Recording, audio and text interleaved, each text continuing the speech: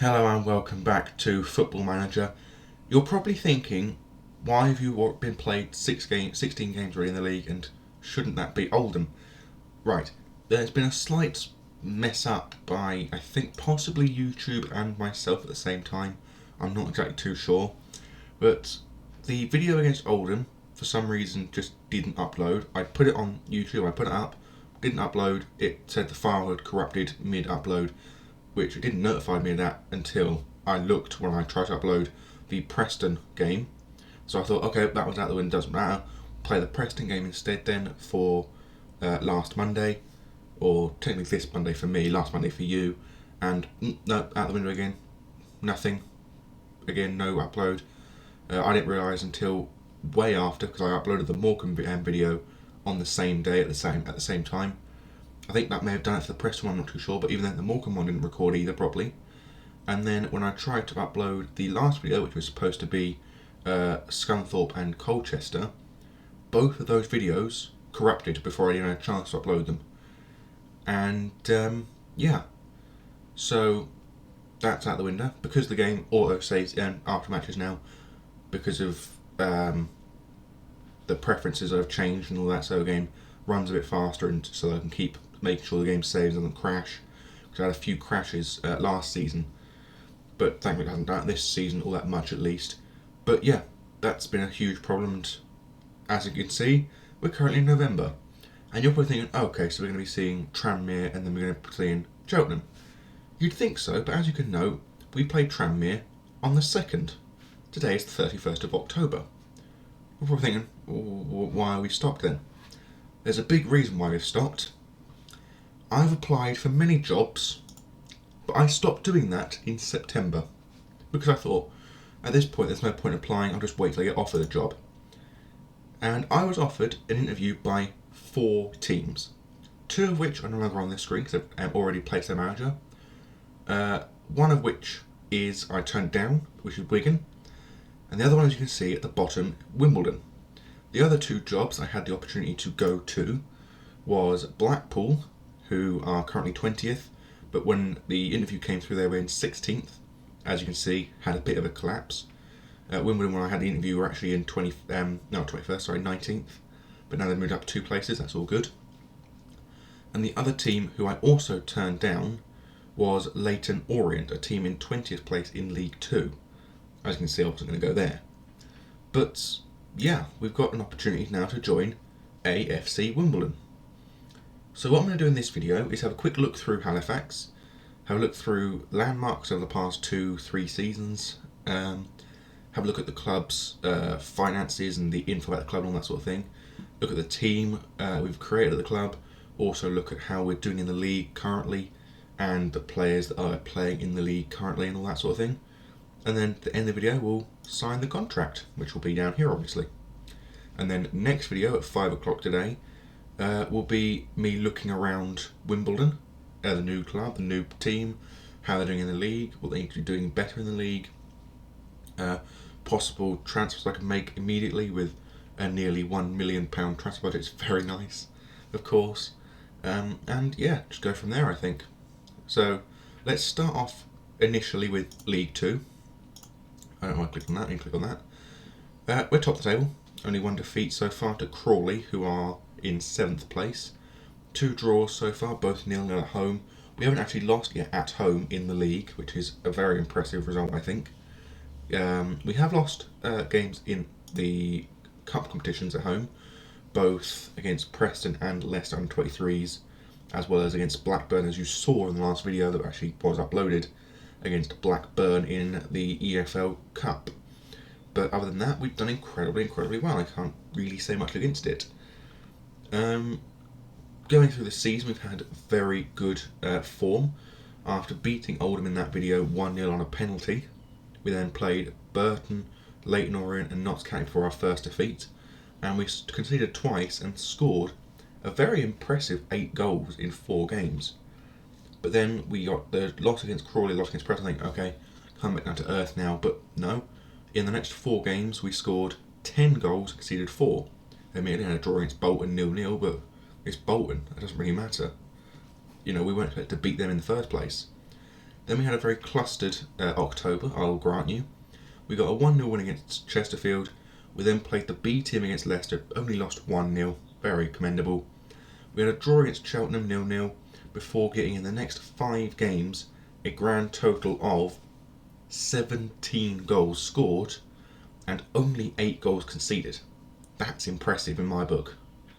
And not only that, Michael Nwankwo, the club's top goal scorer as a right winger, is also the league top goal scorer with 12 goals from 14 appearances. As you can see here, Soomset Bell 7.3 is also on the, let's go to League 2, at top of average rating. The only good ones that we're not top of at the moment is clean sheets, because we're not very good at keeping clean sheets, and assists. That's it. We're doing very well. And you're probably thinking, well, why do you want to leave if you're doing so well? This is a player I actually tried to sign in the transfer window, Joseph Anang, but as you can see, he chose to extend his contract with Bolton. Yeah, a bit iffy. We tried to sign him on a free contract deal last January, but he signed a new contract, then tried to sign him on a permanent basis with money, but we had, I think, £150,000 transfer budget, which they just didn't want, so we couldn't get him. I'm surprised to see Will Keane down at this level, though, I will say. An Irish striker who admittedly never really had much of a chance in the Premier League, but he's played for some big clubs. I mean, he's played for QPR, Wigan, Preston, Man United, Hull, Ipswich admittedly, but that was in League One. And yeah, I mean, he's played for a number of big clubs. He's just down in League 2 for some reason, which is admittedly very unfortunate for him. He's not a bad player by any stretch. He's very quick, very nimble, very tall, very accurate with his finishing, but he doesn't have a lot of luck, it appears, especially with injuries, I'll admit.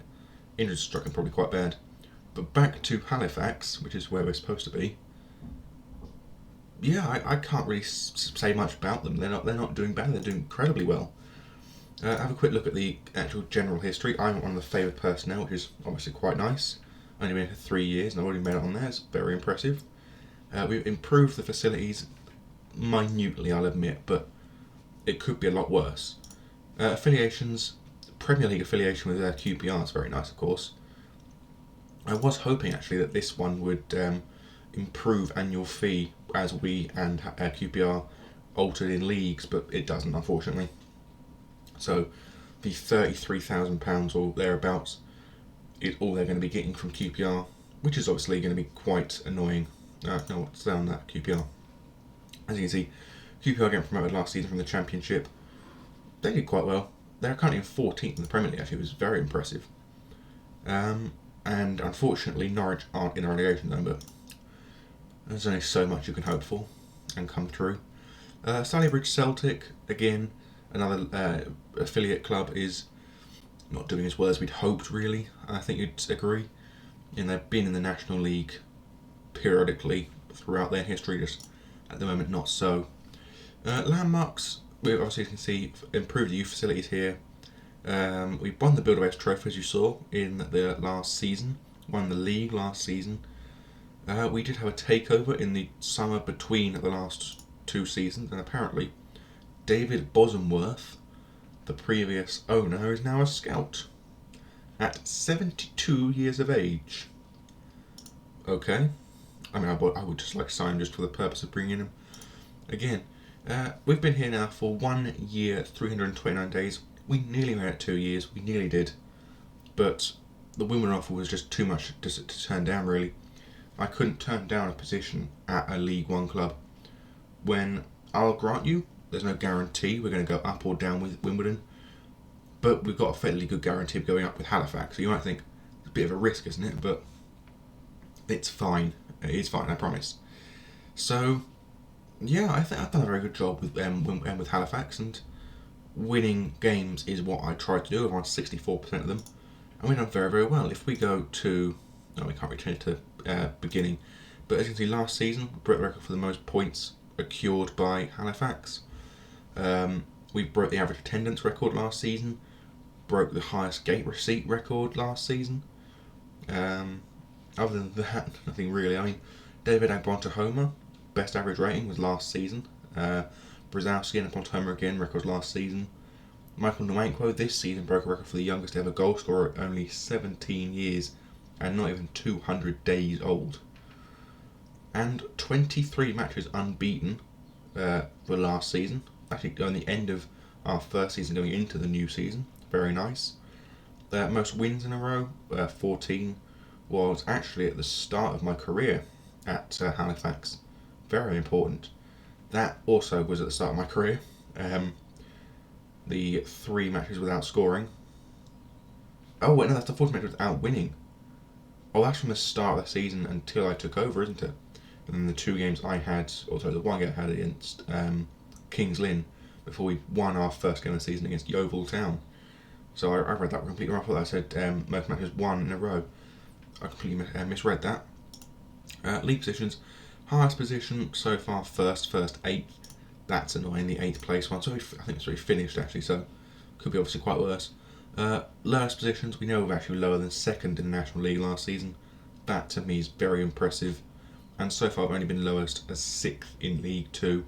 That was on I think the opening day of the season we only bumped 1-0. Clubs had better goal difference. Highest attendance so far, not really that high, I'll grant you, but could be a lot worse of course. Highest gate receipts, again, it could be a lot worse. Lowest attendance, again, it's literally just cup matches except for the Worlston game. And average attendance, we're currently on track to beat the record again by well over 1,000 at this point, so we're doing quite well. Biggest wins, 5-2, 5-2, 4-1, so just by 3 goals really. Biggest defeat, 3-1, 3-0 and 5-1. Thankfully I wasn't there for that defeat. Highest scoring match, 5-3, 5-2, 5-1. Yeah, it could be a lot worse, of course. 5-3, 5-2, 5-1 still. Yeah, it could be a lot worse. It could be a lot better, of course. So good record to the club. Most matches won in a row, 5, 8 and 5. Lost in a row, 2, 2 and 3. Without losing, 6, 23, 12. Could be a lot worse, of course. Most matches without winning, 2, 6 and 14. Conceding, 2, 2 and 4. Whilst without scoring, 2, 3 and 3. As you can see, top goal scorers, George Miller got 16 in our first season. Tyrone O'Neill, who is still here, mind you, he's only played 10 games, of which 6 have been from the bench, has actually scored 5 goals so far this season. But very impressive. But he's got 26 goals in his first season with us when we got promoted. And now Nwankwo is already 4 goals away from George Miller's record with just 16 games played, of which he's only played in 14 of them. Most league goals, against the same numbers, except O'Neill's lost 3. Most goals by a player in a match, Nwankwo with a hat-trick, O'Neill with a hat-trick, and Miller with a hat-trick. Again, very simple. Again, same ones for that. Most assists, apparently we don't have records for that for some reason. And most clean sheets. In our first season we only kept 9 clean sheets. McNamara is 3 games away from breaking that record. Marcin Brzezowski then broke it the season after, obviously with 3 more with 12, and he's already been relegated to the backup goalkeeper, which is very unfortunate, I'll grant you, but it could obviously be a lot worse for him. Highest average rating, Miller, Soonsup, Bell and Montahoma. Yeah, I'll give him that. And then most player match of seasons awards, Soonsup, Bell, Montahoma and Miller again. I don't think any of these ones are that important, especially given the fact that, not really that big of a deal. Biggest transfer fee paid, combined £8,500. Fee received, combined, would be around about £60,000, I think. Yeah, 60,000. Well, 59,200 for all of that. So that's very nice, of course. Spending, and again, not a lot. Income, in total, just under 100,000. Very impressive. But still, the finances of the club are in a bit of disarray. And admittedly, whilst I can't really do much to save this at the moment, I don't think we're going to be in much of a problem, as the club is still making their way up the Football League, and they're currently in first place. They're not going to have much trouble. So, let's sign this contract, and let's begin our new career with AFC Wimbledon. So let's try and get as much money out of them as possible. £2,000, put that down to 10%, this up to 40%, and then suggest terms. That's annoying. Okay, let's try 1,900. Again, they say no. 1,800. Right, I'm not risking it. We're going 1,700. And that's it. We've now signed for AFC Wimbledon. So, until 5 o'clock today, when you'll get the second video of the series, I bid thee adieu and goodbye.